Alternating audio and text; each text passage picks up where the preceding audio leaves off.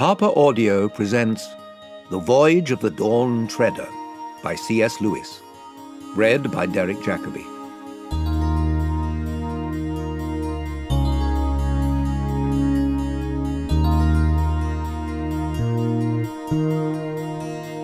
Chapter 1. The Picture in the Bedroom. There was a boy called Eustace Clarence Scrubb, and he almost deserved it. His parents called him Eustace Clarence, and masters called him Scrubb. I can't tell you how his friends spoke to him, for he had none. He didn't call his father and mother father and mother, but Harold and Alberta. They were very up-to-date and advanced people. They were vegetarians, non-smokers, and teetotalers, and wore a special kind of underclothes. In their house there was very little furniture, and very few clothes on beds, and the windows were always open. Eustace Clarence liked animals, especially beetles, if they were dead and pinned on a card. He liked books, if they were books of information, and had pictures of grain elevators, or of fat foreign children doing exercises in model schools. Eustace Clarence disliked his cousins, the four Pevenses, Peter, Susan, Edmund, and Lucy. But he was quite glad when he heard that Edmund and Lucy were coming to stay, for deep down inside him he liked bossing and bullying.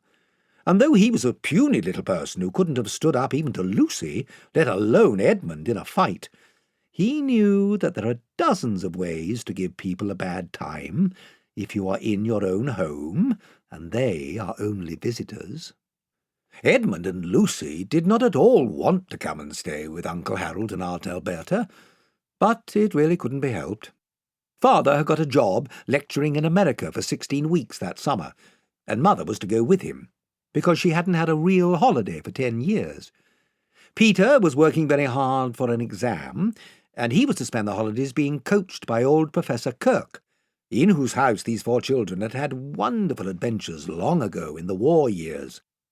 If he had still been in that house, he would have had them all to stay, but he had somehow become poor since the old days, and was living in a small cottage with only one bedroom to spare. It would have cost too much money to take the other three all to America, and so only Susan had gone. Grown-ups thought her the pretty one of the family, and she was no good at schoolwork, though otherwise very old for her age. And Mother said she would get far more out of a trip to America than the youngsters.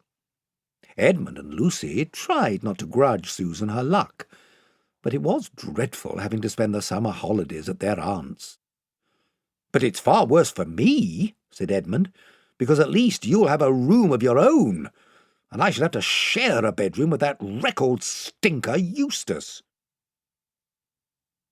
The story begins on an afternoon when Edmund and Lucy were stealing a few precious minutes alone together. And, of course, they were talking about Narnia, which was the name of their own private and secret country. Most of us, I suppose, have a secret country, but for most of us it is only an imaginary country. Edmund and Lucy were luckier than other people in that respect. Their secret country was real. They had already visited it twice, not in a game or a dream, but in reality. They had got there, of course, by magic, which is the only way of getting to Narnia, and a promise, or very nearly a promise, had been made them in Narnia itself that they would some day get back. You may imagine that they talked about it a good deal, when they got the chance. They were in Lucy's room, sitting on the edge of her bed and looking at a picture on the opposite wall. It was the only picture in the house that they liked. Aunt Alberta didn't like it at all. That was why it was put away in a little back room upstairs. But she couldn't get rid of it, because it had been a wedding present from someone she did not want to offend. It was a picture of a ship sailing straight towards you. Her prow was gilded and shaped like the head of a dragon with a wide-open mouth. She had only one mast and one large square sail, which was a rich purple. The sides of the ship, what you could see of them where the gilded wings of the dragon ended, were green. She had just run up to the top of one glorious blue wave, and the nearer slope of that wave came down towards you, with streaks and bubbles on it. She was obviously running fast before a gay wind, listing over a little on her port side. By the way, if you are going to read this story at all, and if you don't know already, you had better get it into your head that the left of the ship, when you are looking ahead, is port, and the right is starboard. All the sunlight fell on her from that side, and the water on that side was full of greens and purples. On the other, it was darker blue from the shadow of the ship. "The question is," said Edmund, "whether it doesn't make things worse looking at a Narnian ship when you can't get there." "Even looking is better than nothing," said Lucy. "And she is such a pretty Narnian ship." "Still playing your old game?" said Eustace Clarence, who had been listening outside the door, and now came grinning into the room. Last year, when he had been staying with the Pevenses, he had managed to hear them all talking of Narnia, and he loved teasing them about it. He thought, of course, that they were making it all up, and as he was far too stupid to make anything up himself, he did not approve of that. "You're not wanted here," said Edmund curtly. "I'm trying to think of a limerick," said Eustace. "Something like this. Some kids who played games about Narnia got gradually balmier and balmier." "Well, Narnia and balmier don't rhyme, to begin with," said Lucy. "It's an assonance," said Eustace. "Don't ask him what an assy thingamy is," said Edmund. "He's only longing to be asked. Say nothing, and perhaps he'll go away." Most boys, on meeting a reception like this, would either have cleared out or flared up. Eustace did neither. He just hung about, grinning, and presently began talking again. "Do you like that picture?" he asked. "For heaven's sake, don't let him get started about art and all that," said Edmund hurriedly. But Lucy, who was very truthful, had already said, "Yes, I do. I like it very much." "It's a rotten picture," said Eustace. "You won't see it if you step outside," said Edmund. "Why do you like it?" said Eustace to Lucy. "Well, for one thing," said Lucy, "I like it because the ship looks as if it were really moving, and the water looks as if it were really wet, and the waves look as if they were really going up and down." Of course, Eustace knew lots of answers to this, but he didn't say anything. The reason was that at that very moment he looked at the waves, and saw that they did look very much indeed as if they were going up and down. He had only once been in a ship, and then only as far as the Isle of Wight, and had been horribly seasick. The look of the waves in the picture made him feel sick again. He turned rather green, and tried another look, and then all three children were staring with open mouths. What they were seeing may be hard to believe when you read it in print, but it was almost as hard to believe when you saw it happening. The things in the picture were moving. It didn't look at all like a cinema, either. The colours were too real and clean and out of doors for that. Down went the prow of the ship into the wave, and up went a great shock of spray. And then up went the wave behind her, and her stern and her deck became visible for the first time, and then disappeared as the next wave came to meet her, and her bows went up again. At the same moment, an exercise book which had been lying beside Edmund on the bed flapped, rose, and sailed through the air to the wall behind him, and Lucy felt all her hair whipping round her face, as it does on a windy day.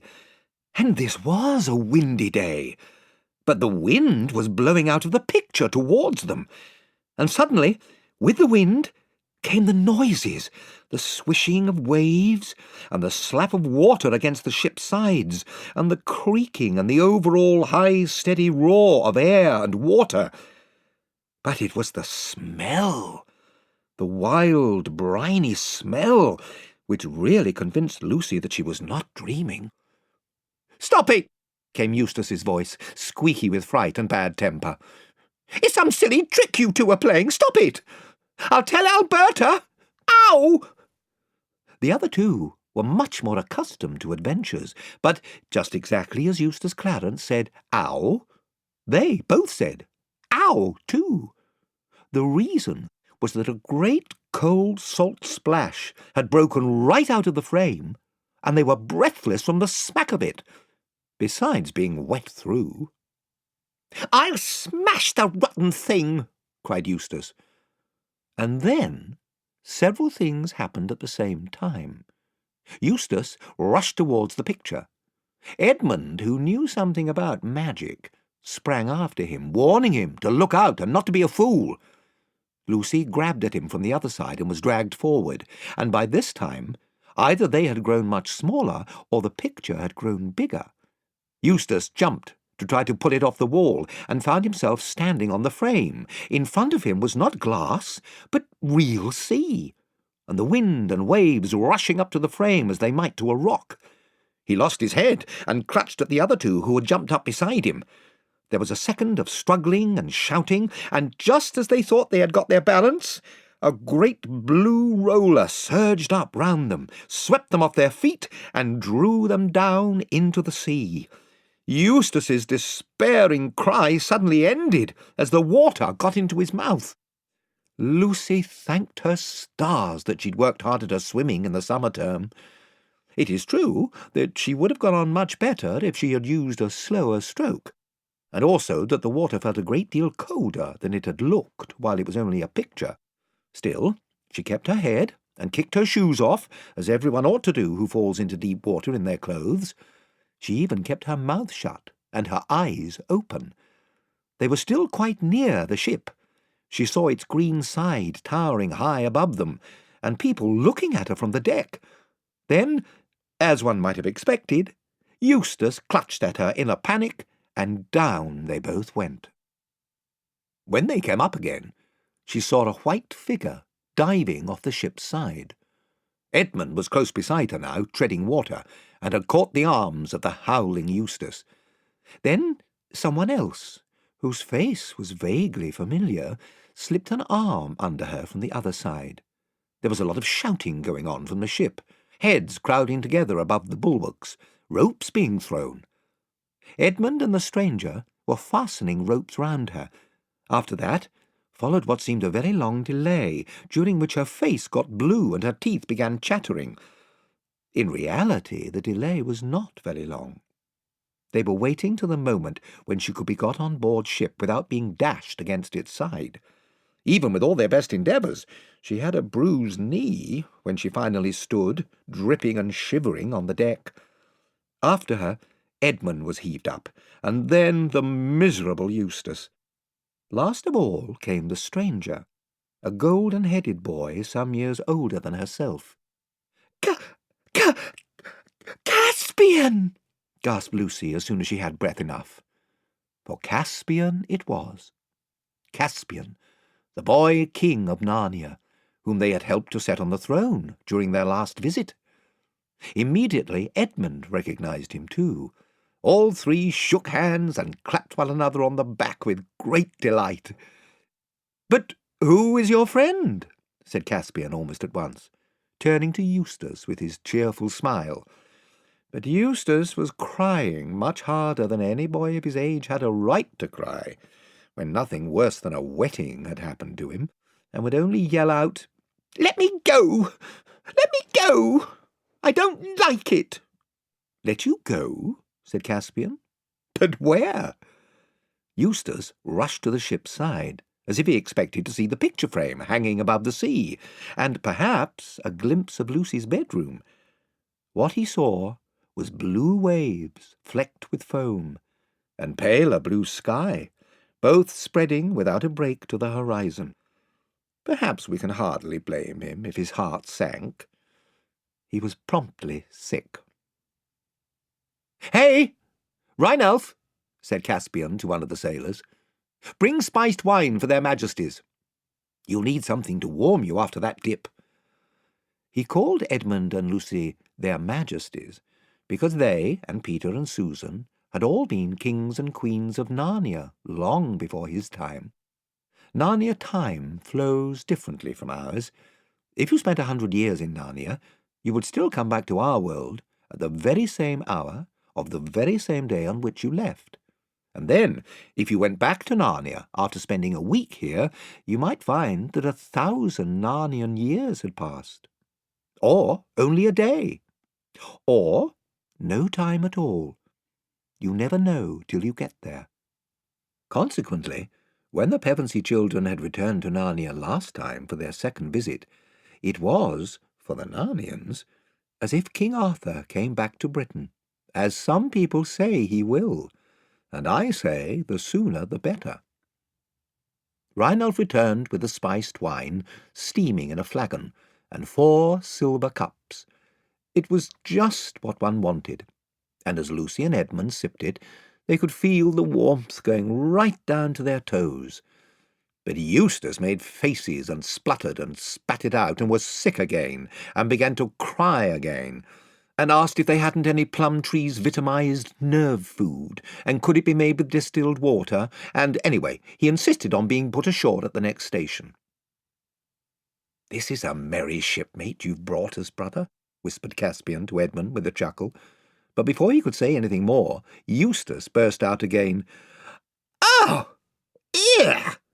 What on earth's that? Take it away! The horrid thing!" He really had some excuse this time for feeling a little surprised. Something very curious indeed had come out of the cabin in the poop, and was slowly approaching them. You might call it, and indeed it was, a mouse. But then it was a mouse on its hind legs, and stood about 2 feet high. A thin band of gold passed round its head, under one ear and over the other, and in this was stuck a long crimson feather. As the mouse's fur was very dark, almost black, the effect was bold and striking. Its left paw rested on the hilt of a sword, very nearly as long as its tail. Its balance, as it paced gravely along the swaying deck, was perfect, and its manners courtly. Lucy and Edmund recognized it at once. Reepicheep, the most valiant of all the talking beasts of Narnia, and the chief mouse. He had won undying glory in the second battle of Varuna. Lucy longed, as she had always done, to take Reepicheep up in her arms and cuddle him. But this, as she well knew, was a pleasure she could never have. It would have offended him deeply. Instead, she went down on one knee to talk to him. Reepicheep put forward his left leg, drew back his right, bowed, kissed her hand, straightened himself, twirled his whiskers, and said, in his shrill piping voice, "My humble duty to your Majesty, and to King Edmund too." Here he bowed again. "Nothing except your Majesty's presence was lacking to this glorious venture." "Ugh! Take it away!" wailed Eustace. "I hate mice, and I never could bear performing animals. They're silly and vulgar and sentimental." "Am I to understand," said Reepicheep to Lucy after a long stare at Eustace, "that this singularly discourteous person is under your Majesty's protection? Because, if not—" At this moment Lucy and Edmund both sneezed.